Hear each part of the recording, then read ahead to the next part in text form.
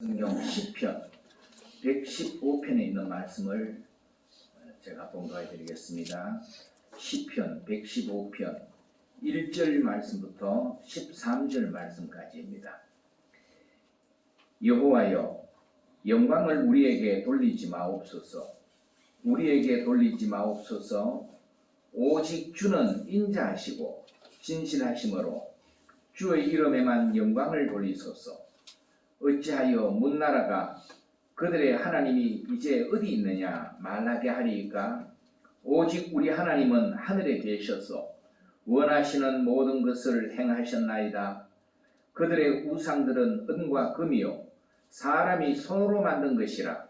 입이 있어도 말하지 못하며 눈이 있어도 보지 못하며 귀가 있어도 듣지 못하며 코가 있어도 냄새 맡지 못하며 손이 있어도 만지지 못하며 발이 있어도 걷지 못하며 목구멍이 있어도 작은 소리조차 내지 못하느니라. 우상들을 만드는 자들과 그것을 의지하는 자들이 다 그와 같으리로다. 이스라엘아, 여호와를 의지하라. 그는 너희의 도움이시요 너희의 방패시로다. 아론의 집이여, 여호와를 의지하라. 그는 너희의 도움이시요 너희의 방패시로다. 여호와를 경외하는 자들아, 너희는 여호와를 의지하여라. 그는 너희의 도움이시요 너희의 방패시로다. 여호와께서 우리를 생각하사 복을 주시되 이스라엘 집에도 복을 주시고 아론의 집에도 복을 주시며 높은 사람이나 낮은 사람을 막론하고 여호와를 경외하는 자들에게 복을 주시리로다. 아멘. 우리 하나님 앞에 함께 찬양 드린 후에 주시는 말씀 받도록 하겠습니다. 주보 참조하시고 앞에 또 화면 보시면서 같이 찬양합시다.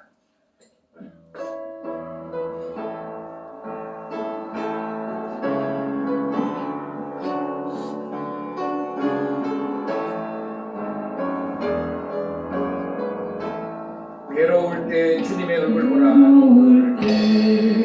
주님의 얼굴 보라. 평화의 주님 바라보아라. 주님 바라보아라. 세상에서 시달린 친구들아 위로의 주님 바라보아라. 눈을 들어 주를 보라.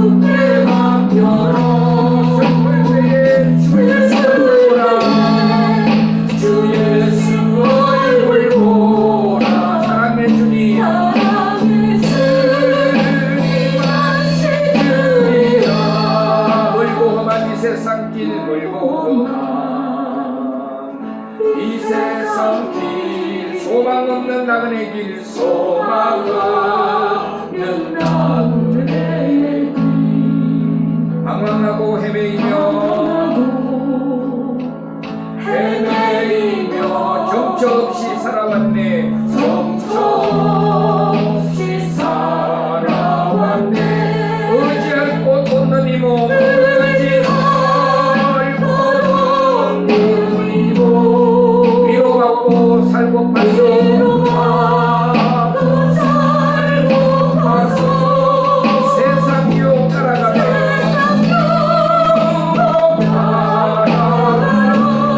모든 것을 다 잃었네.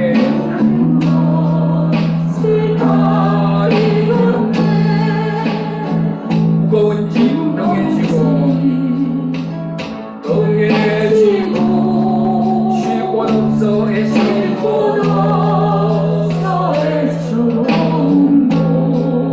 쓰러지고 넘어져도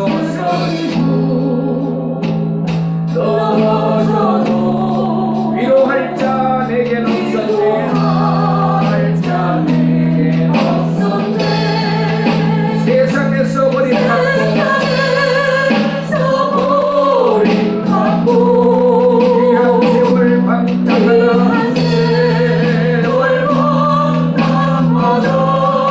아버지를 만났을 때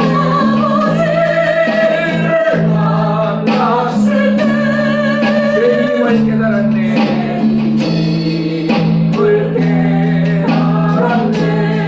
눈물로써 회개하고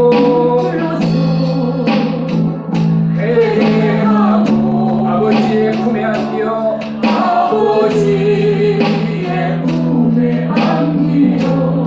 죄악으로 더럽힌 몸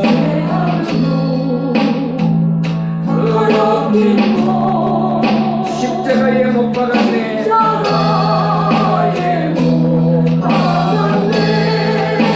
원함을 얻은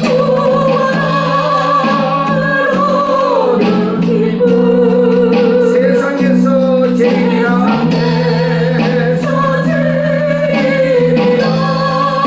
영광의 길 허락하신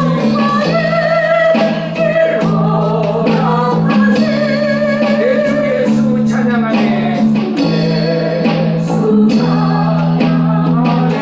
눈물로써 회개하고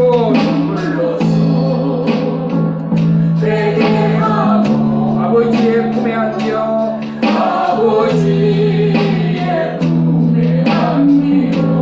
죄악으로 더럽힌 몸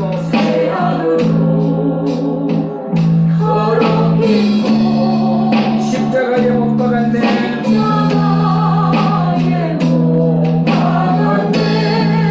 원함을 얻은 기쁨 세상에서 제일이라 영광의 길 허락하신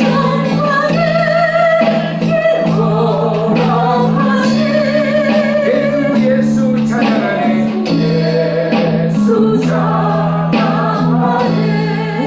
원함을 얻은 기쁨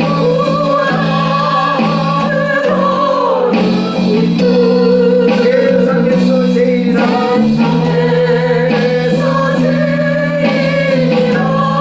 영광의 길 허락하신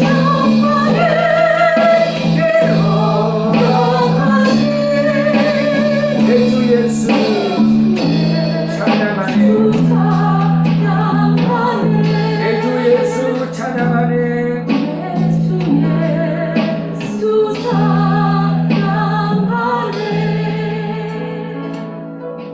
아멘. 요즘 우리 한국토지주택공사 직원들이 땅 투기한 일들로 인하여서 국민들의 마음이 상당히 격분해 있고 또 나라가 이로써 참 많이 혼란스럽습니다.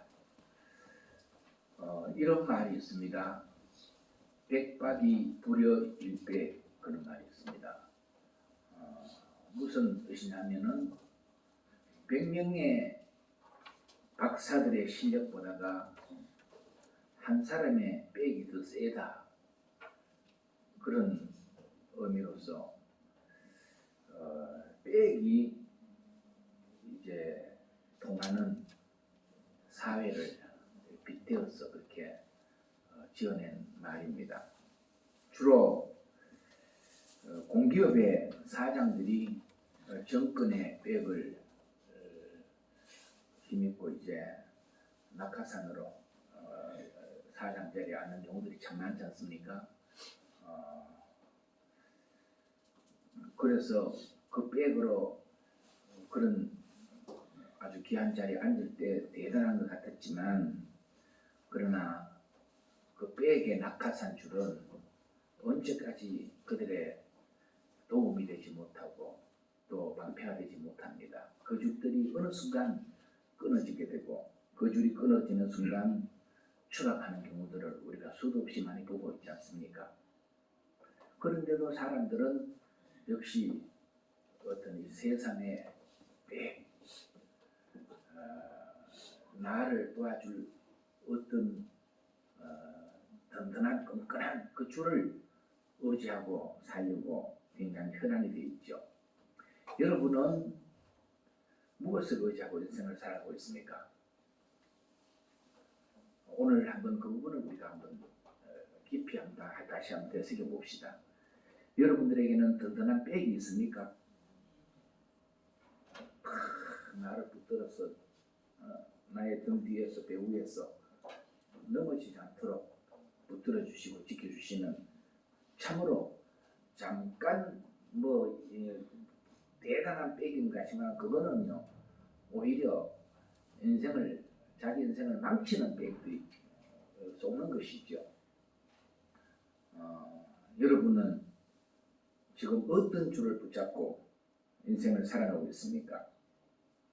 지금 여러분들이 붙잡고 있는 줄은 어떤 경우에도 끊어지지 않을 나를 지켜줄 그런 생명줄입니까? 아니면은 든든한 줄인 것 같았는데 알고 보니까 이게 썩은 동아줄 잡고 있어서 언제 끊어질지 모를 그런 줄을 우리가 붙들고 있는지. 사탄은요 어떻게든지 우리 사람을 사탄은 저주와 사망의 자리에 빠뜨리는 것이 사탄의 목적입니다. 사탄이 우리 사람을 자꾸 복되게 세우지 않습니다. 사탄은 우리를 복줄 수가 없습니다. 어떻게든지 우리를 어디로 끌고 간다고요? 저주의 자리로, 사망의 자리로 사탄은 끌고 갑니다. 그러기 위해서 사탄은 한 가지 하는 일이 있어요. 사탄이 사람을 저주와 사망의 자리에 빠지게 하기 위해서 한 가지 하는 일, 그 일이 뭐냐 하면은 사람을 하나님에게서 자꾸 멀어지도록 만드는 겁니다. 하나님에게서 멀어지도록 만드는 것. 하나님에게서 멀어지도록 하려면은 어떻게 하면은 하나님께로부터 사람들이 자꾸 멀어지냐 하면은 천지 만물을 창조하신 내 인생의 창조자 되신 그분을 온전히 의지하고 섬겨야 되는데, 다른 하나님도 아닌 가짜 하나님, 다른 하나님을 만들어서 자꾸 그것을 의지하고 만드는 것이 사탄이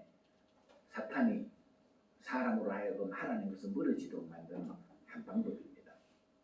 그래서 이 사탄이 가짜 하나님을 자꾸 만들어서 그걸 의지하게 하는데, 그것이 내 자신일 수도 있고요. 그래서 자기 믿고 사는 사람 많습니다. 또 그게 돈일 수도 있고요. 세상 권세일 수도 있고요. 아니면은 무슨 정치 집단일 수도 있고요. 또 정말 세상이 빽 있다고 생각하는 힘 있는 그런 능력 있어 보이는 그런 사람일 수도 있고 그렇습니다.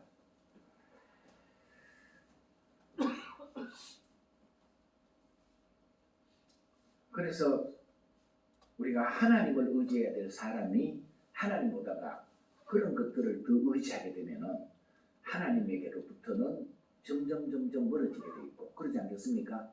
내가 하나님보다가 돈을 더 의지하면은요 하나님께서 멀어지게 되어 있습니다.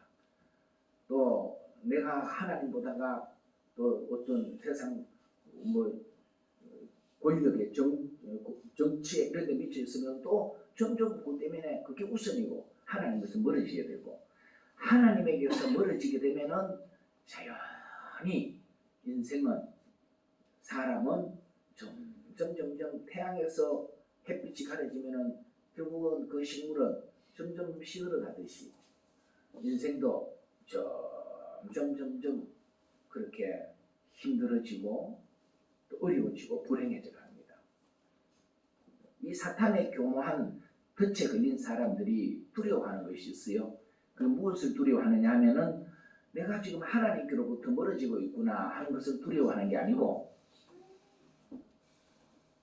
내가 우상같이 이기고 있는 돈으로부터 멀어질까, 권세로부터 멀어질까, 어떤 사람들로부터 멀어질까, 이게 전부 이 사탄의 이 덫에 걸려가지고 있는 사람들은 거기로부터 멀어질까 두려워하고, 진짜로 두려워해야 될 것은 내가 하나님으로부터 지금 멀어지고 있구나, 이걸 바로 알고 두려워해야 되는데, 이 문제의 원인이 무엇인지를 사람들이 모르고요. 이게 썩은 동아줄을 붙잡고 내 인생을 그렇게 승리의 삶을 살려고 행복하게 살려고 그렇게 발버둥치고 있다는 것 아니겠습니까? 정신병원에 정신병 환자들을 이제 저 사람 퇴원해도 되냐 안 되냐 이걸 시험해보는 한 방법이 있다고 그러는데요. 어떻게 하냐면은 방에다가 수도꼭지를 조금 틀어놓고 그럼 물이 나와서 방에 고일 거 아닙니까? 그럼 걸레를 주면서 가서 방에 물 있는 거 닦아라거든요. 그러면은 여러분 같으면 어떻게 하겠습니까? 예? 그러다 보니까 방에 물이 흥건하는데 수도꼭지에서 물이 또 떨어져가지고 지금 방에 물이 흥건하고 있단 말이죠. 계속 그러고 있습니다. 그러면은 그냥 방만 열심히 닦으면 되겠습니까? 뭘 먼저 해야 됩니까? 수도꼭지 먼저 잠가야 되잖아요. 저게 문제의 원인이 무엇인지를 알고 수도꼭지를 잠그고 닦는 사람은 저 사람은 퇴원해도 되겠다 해서 퇴원시킨답니다. 그런데 수도꼭지 물은 계속 나오는데 그래가지고 방만 열심히 닦는 사람은 그건 아직 퇴원할 수 없는 문제의 원인이 어디에서 왔는지 모르는 사람은 인생이 왜 불행해졌습니까? 성경은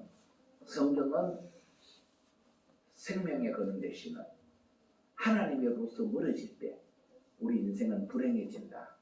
인정하십니까? 그래서 사람들이 그저 보면은 우선에는요 세상 돈 많고 권세 있고 빽 있는 사람들 그들은 뭐 세상에 부족함이 없이 어려움 없이 살아가는 것 같다 보이니까 사람들이 여기에 쏘가서 돈줄 붙잡고 권세줄 붙잡고 명예줄 붙잡고 사람 의지하고 그러지만은 성경이 뭐라고 말씀하고 있습니까? 예레미야 11장 5절에 보면은 무릇 사람을 믿으며 육신으로 그의 힘을 삼고 마음이 여호와에게서 떠난 그 사람은 저주를 받을 것이라. 하나님께서 선지자를 통해 주신 말씀이 세상의 다른 것을 의지하면서 마음이 하나님께서 멀어지고 떠나가면 그 사람은 복을 받는 게 아니라 저주를 받을 수밖에 없다는 것이죠. 그래서 아무리 대단한 부모도요. 그 부모도 사람이지 그 부모가 하나님일 수는 없습니다. 네? 또 부부도 그래서 사랑하며 함께 살아가는 부부일 뿐이지 무슨 남편이 아내를 하나님처럼 의지하고 아내가 남편을 하나님처럼 의지하고 그거는 아니라는 것입니다. 부부는 부부일 뿐이고 하나님이 교포될 수가 없다는 것 아니겠습니까? 또 하나님께서 복을 주심으로 자식이 잘 돼서 그 부모가 자식도 볼 수는 있죠. 예, 그럴 수는 있지만은 그 자식을 하나님처럼 의지해서 되는 것은 아니라는 것입니다. 예.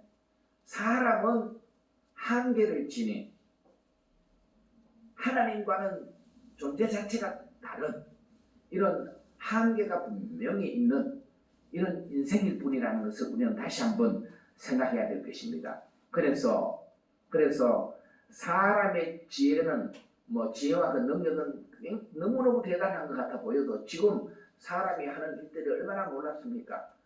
화성에도 지금 보내서 그 화성 토질 연구하고 있고 지금 마구 점점 인간의 능력이 어디까지 갈는지 모르는 너무너무 엄청난 이런 지혜와 능력이 대단한 것 같지만은 그러나 아무도 자기 자신을요 저주와 사망의 자리에서 스스로 구원해낼 그런 인생은 아무도 없습니다. 대단한 사람인 것 같은데 누가 자기를 저주와 사망의 자리에서 구원해낼 수가 있는 사람이 어디 있습니까? 욥기서를 보면은 욥이 고난을 당할 때에 욥의 세 친구가 위로하러 찾아오지 않습니까? 찾아와서 그만 욥을 보고 너무 기가 막혀서 이제 이게 욥과 답도 없는 긴 토론이 욥기서에 계속 이어집니다. 뭐 5장서부터인가 4장부터 보면은 계속 이 세 친구들과 이제 토론하는 변론이 기록되어 있죠. 그럴 때 욥은 친구들과 계속 변론하면서 자기도 모르는 사이에 자기는 의로운 채 점점 좀 교만해지는 이런 욥의 상황을 볼 수가 있습니다. 그러는데 그때는 하나님이 잠잠히 계세요. 잠잠히 계시다가 38장에 가서 보면은 하나님께서 폭풍우 가운데 욥에게 말씀을 하십니다. 그 말씀을 하시는데 무슨 말씀을 하시느냐 하면은 많은 질문을 욥에게 하십니다. 질문 처음이 이렇게 시작됩니다.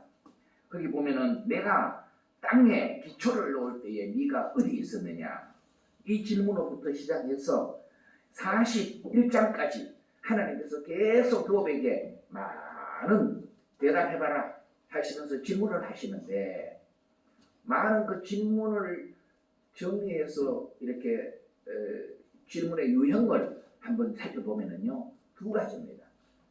그 많은 질문들이 한 유형은 네가 알 수 있느냐, 네 이 모든 것을 다 알 수 있느냐 하는 유형의 질문이고, 그 다음에 한 유형은 네 이렇게 할 수 있느냐, 너 아느냐, 너 할 수 있느냐, 요 두 가지 유형의 질문이 하나님께서 욥에게 계속 하시는 질문이라는 것입니다.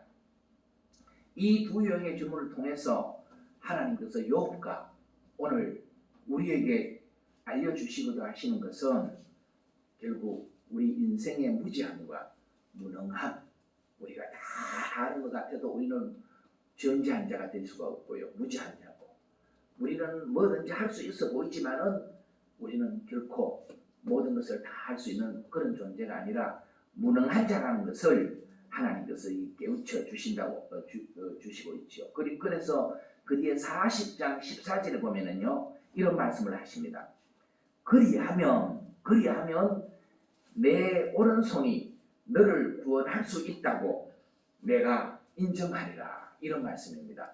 그리하면 너의 오른손이 너를 구원할 수 있다고 내가 인정해 주마, 이 말씀을 하나님이 하시는데, 여기에서 그리하면 하는 의미가 뭐겠습니까? 그리하면 하는 이 의미가 네가 이 모든 것 알고 이 모든 것 할 수 있다면 그 의미입니다. 그렇잖아요. 네가 모든 것 이거 알고 이거 할 수 있다면 내가 네 스스로 너를 구원할 수 있다고 내가 인정해 주마. 하나님, 결국 무슨 말씀입니까? 사람은 아는 자지만 진짜 알아야 할 것을 모르고, 다 할 수 있지만 정말 해야 될 일을 할 수 없는 그런 존재가 우리 인생이라는 것입니다. 오직 하나님만 전지전능하시기 때문에 우리 모든 사람이 얼마든지 믿고 의지할 수가 있는 줄 믿습니다. 그래서 어리석은 사람들은 막 그런 소리 하잖아요. 하나님을 믿으니 내 주먹을 믿으라 그러는데, 이 얼마나 어리석어 하는 말이지.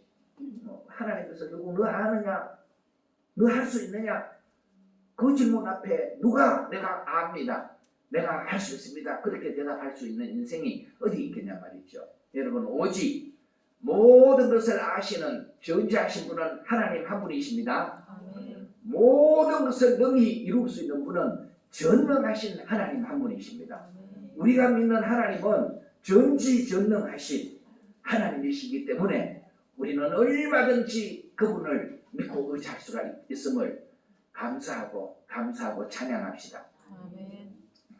하나님을 믿고 의지하는 자는요, 우리의 가난이 문제가 되지 않습니다. 가난하다고 하나님을 의지할 수 없는 게 아니에요. 내가 약한 자라고, 약하다고 해서 하나님 의지할 수 없는 것도 아니고, 또 무슨 내 인물이 제대로 못 생겼다고 그래서 하나님 못 의지하는 것도 아니고요. 얼마든지 우리가 오히려 그럼에도 불구하고 하나님을 더 의지할 수 있는, 그래서 우리는 세상 줄 놓고, 그래서 찬송가 있듯이 천부여 의지 없어서 손들고 옵니다. 주님 앞에 진실로 나와 주님을 의지할 때, 하나님을 의지할 때 하나님께서 우리에게 놀라운 은혜와 복을 주실 줄 믿습니다. 오늘 본문 9절부터 보면은 무엇을 말씀하고 있습니까? 이렇게 앞에 헛된 우상들, 사람의 손으로 지은 우상들, 그건 입이 있어도 말 못하고 손이 있어도 도와줄 수 없고 그렇게 아무것도 할 수 없는 이런 우상들을 의지하는 것이 결코 복이 되지 않는다는 것을 앞에 쭉 말씀했잖아요. 그 우상은 그때는 그런 신상들을 만들어서 사람들이 섬겼지만 지금은 사람들의 마음을 뺏어가는 세상의 모든 탐욕들, 돈이나 명예나 권세나 이런 모든 것들이 다 우상 숭배에 이게 해당이 되는 것입니다. 그러면서 이런 것들을 의지하는 자는 결국은 문제의 원인이 왜 방에 물이 이렇게 흥건하게 고였는지, 수도가 새서 그렇게 돼 있는 줄 모르고 걸레질만 자꾸 한다고 이게 해결되는 게 아니란 말씀입니다. 그러듯이 문제의 원인이 하나님에게서 멀어져서 하나님에게서 떠나서 내 인생이 불행하고 내 인생이 참으로 회복될 수 없는 그런 어려움들이 우리에게 있음을 아는 사람은 그 다음에 성경에서 왜 하나님이 예수님을 보내주셨는가, 이 문제를 알고 그래서 그 예수님을 의지하는 사람이 되는 것입니다. 그 예수님을 의지하고 예수님 앞에 나와서 이제 자기의 문제를 아는 사람이 예수님 앞에 나왔지 않습니까? 복음서를 보면은 나와서 예수 이름 부르니까, 예수님 옷자락에 손 붙잡으니까 그들의 문제가 해결받고 그들이 도움을 받고 회복의 역사가 일어나지 않습니까? 예수님의 옷자락을 붙잡는 것 뭡니까? 하나님을 의지하는 믿음의 표현인 줄 믿습니다. 오늘 우리가 이 자리에 나와 예배드리는 것 뭐하러 나왔습니까? 예수님 옷자락 붙잡는 것입니다. 하나님 의지하는 믿음의 표현인 줄 믿습니다. 우리가 뭔가 문제가 있을 때 하나님 앞에 맡기고 기도하는 것 다 예수님 옷자락 붙잡는 것이고, 예수님 의지하는 이 믿음이 결국은 우리에게 놀라운 구원을 주시고 회복을 주시고 승리를 주실 줄 믿습니다. 문제의 원인만 알면은 해답은 바로 예수님이시구나, 이걸 바로 알고 예수님 의지할 때 우리는 모든 문제에서 해답을 얻고 회복이 될 수 있다는 말씀입니다. 그래서 오늘 말씀 9절부터 보면은요, 무엇을 말씀하고 있는가 하면은 여호와를 의지하라는 겁니다. 이스라엘아, 여호와를 의지하여라. 그러면서 그는 너희의 도움이시요 너희 방패시로다. 이걸 9절에서 10절에서 11절에도 그득 계속 강조하여서 여호와를 의지하라. 하나님이 나의 도움이 되시고 나의 방패가 되신다. 여러분도 그렇게 믿습니까? 예, 하나님을 의지할 때 하나님이 나의 도움이 되시고 나의 방패가 되어 주신다는 말씀입니다. 사람은 하나님을 의지해야 복되게 살 수 있습니다. 하나님 떠나서 다른 것 의지하면 의지할수록 그 인생은 점점 힘들어지고 끝내는 사망의 자리에 빠지고 맙니다. 하나님을 의지하면은 하나님이 우리의 도움이 되시고 방패가 되어 주시는데, 여기에 우리의 도움이 되신다 하는 말씀을 다시 한번 마음에 새기고 성경을 전체적으로 한번 쭉 보십시오. 하나님을 의지했던 사람들을 하나님께서 어떻게 도우셨는지, 성경에 많은 역사적 기록들이 우리에게 하나님 의지한 사람들을 하나님이 어떻게 도와주셨는지 얼마나 숱한 믿음의 사람을 통해 우리에게 보여주고 있지 않습니까? 이 말씀들이 거울이 되고 있습니다. 역대하 14장에 보면은 역대하 14장에 유다의 세 번째 왕인 아사왕의 역사가 쭉 기록되어 있습니다. 아사왕, 솔로몬의 아들이 로보암이고, 로보암 때 나라가 갈라져요. 북이스라엘과 남유다로. 또 르호보암 다음에 아비야라는 왕이 이제 죽고 난 뒤에 아비야의 아들 아사가 왕이 되었어요. 이 아사 왕이 왕위에 41년 동안 오랫동안 왕위에 있습니다. 그런데 이 아사 왕은 왕이 된 후에 얼마나 하나님 중심으로 하나님을 의지하고 그렇게 믿음으로 사는지 모릅니다. 우상 실패했습니다. 나라의 우상 다 실패하고 그 다음에는 백성들로 하여금 하나님을 의지하도록 했습니다. 하나님께서 아사에게 유다에 복을 주셨어요. 그래서 나라에 전쟁도 없게 하시고요. 전쟁 없으니까 평안히 살지 않겠습니까? 평안하니까 온 나라의 건축들이 일어나고 온통 이렇게 나라가 발전했습니다. 그러는데 이제 한 번은 구서 왕 세라라는 사람이 100만 대군을 이끌고 병거들을 앞세우고 이 유다를 침공해 들어왔습니다. 여러분 100만 대군 이게 그 말이 100만이지 여러분 그 어떻게 그 수요가 어떻게 다 세겠습니까? 엄청난. 그래서 유다는 도저히 지금 확률적으로 붙어봤자 이게 뭐 우리나라하고 중국하고 싸우면은 중국이 결국 6.25 전쟁에도 중국의 그 인해 전술 앞에 막 감당치 못하고 일사무퇴가 되고 그러지 않습니까? 북한의 이제 모든 지역을 신의주까지 압록까지 다 점령하고서도 그 인해 전술 앞에 그만 밀려서 또 서울이 뺏기고 뭐 이런 중국하고 우리하고 붙어서 우리가 이긴다면은 세계가 우리나라를 대단하게 보겠죠. 네. 그래서 유다가 이 아사 왕이요 이런 나라의 위기를 만나자 하나님 앞에 나가 의지합니다. 하나님 앞에 나가서 의지하며 기도한 아사의 기도가 역대하 14장에 기록되어 있는데 이렇게 기도합니다. 여호와여, 힘이 강한 자와 약한 자 사이에는 주밖에 도와주리가 없사오니 우리 하나님 여호와여, 우리를 도우소서. 우리가 주를 의지하오며 주의 이름을 의탁하옵고 이 많은 무리를 치러왔나이다 하면서 이 아사가 하나님께 의지했어요. 하나님께 의지하고 힘이 강한 사람과 약한 자 사이에는 주님밖에 도와줄 수가 없습니다. 주님 우리를 도우소서. 하나님 의지하고 이제 이 세라의 군대와 전쟁을 벌이게 되는데 결과가 어떻게 될게요? 성경 아마 읽어보신 분들은 그 말씀을 대충 다 이해를 하실 겁니다.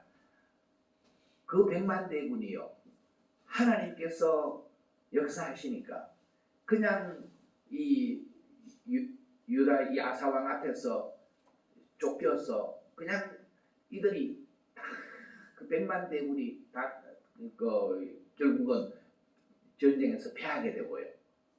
그 다음에는 그들이 가지고 왔던 엄청난 전리품들이 있지 않습니까? 그거 다 아사왕이 거두고 그러니 주변에서 나라들이 볼 때 저 유다가 구서 100만 대군을 물리쳤다.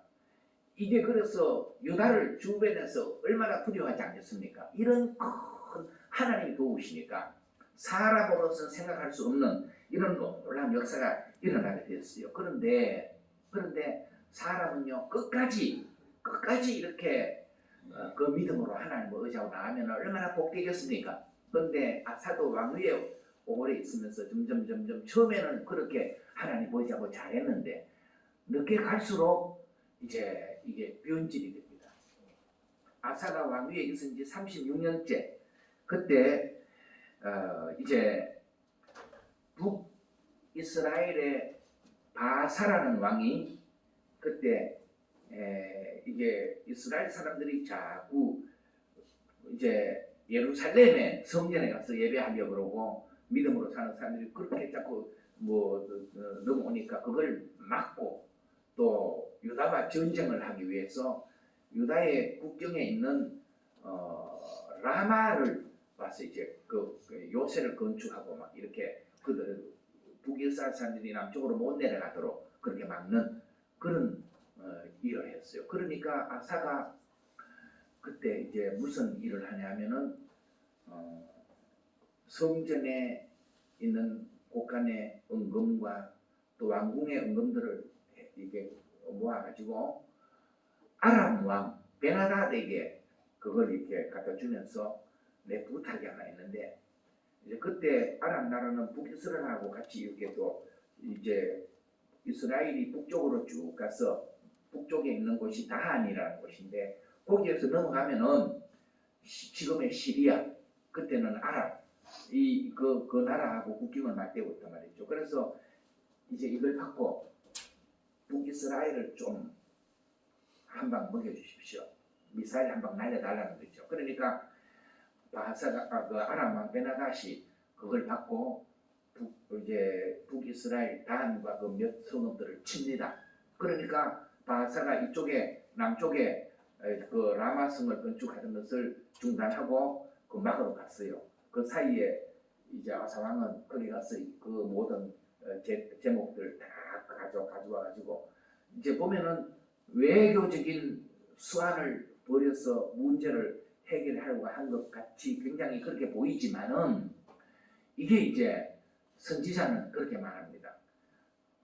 전에 100만 구스의 100만 군대를 맞았을 때 하나님만 의지하고 하나님께서 왕 앞에 그 구스의 군대가 패하도록 하시고 그렇게 하나님이 도와주셨는 그걸 왜 잊어버리고 지금 이럴 때 하나님 보다가 아람 왕 베나다드 더 의지하느냐. 그렇기 때문에 이제부터 하나님께서 이 나라에 계속 전쟁이 있을 것이다. 그런 말씀을 하나님께서 선견자 하나님이라는 사람을 보내서 아사에게 그 말씀을 하도록 했어요. 그래서 하나님의 사람이 왕에게 그 얘기를 딱 하니까 왕이 노발대발하면서 저는 거기 가보라